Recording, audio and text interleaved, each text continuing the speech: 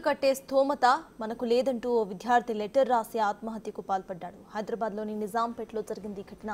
Elite క్యాంపస్లో inter first year చదువుతున్న జశ్వంత్ గౌడ్ ఉరివేసుకొని ప్రాణాలు తీసుకున్నారు. ఇది గమనించి సమీపంలోని ఓ ప్రైవేట్ హాస్పిటల్కు తీసుకెళ్లగా అప్పటికే చనిపోయినట్టు వైద్యులు కన్ఫర్మ్ చేశారు.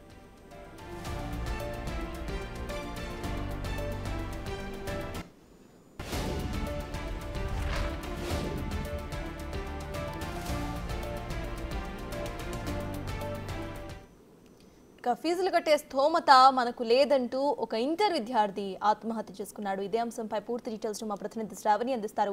శ్రావణి, చెప్పండి, అక్కడ వాళ్ళ కుటుంబ సభ్యులు ఎవరైతే ఉన్నారో పేరెంట్స్ వాళ్ళు ఏమంటున్నారు?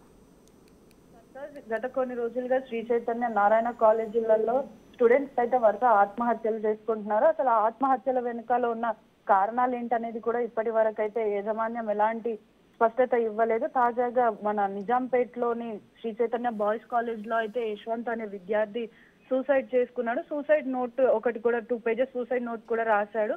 అందులో మనకి స్పష్టంగా మెన్షన్ చేశాడు, కష్టాలు అనేవి మొదలైనవి నా వల్లే, సో నేను నాతోటే ముగియాలని చెప్పేసి నేను ఆత్మహత్య చేసుకుంటున్నానని చెప్పేసి అందులో మెన్షన్ చేయడం జరిగింది. అసలు ఇప్పటికీ కూడా యాజమాన్యం ఎలాంటి స్పష్టత ఇవ్వలేదు. అసలు నిజంగానే స్తోమతల వల్లనే అతను ఆత్మహత్య చేసుకున్నాడా లేదా మరి ఇతర ఏ కారణాల వల్లనైనా ఆత్మహత్య చేసుకున్నాడా అన్నది కూడా ఇప్పటి వరకు పోలీసులు కానీ ఇటు యాజమాన్యం కానీ ఎలాంటి స్పష్టత ఇవ్వలేదు.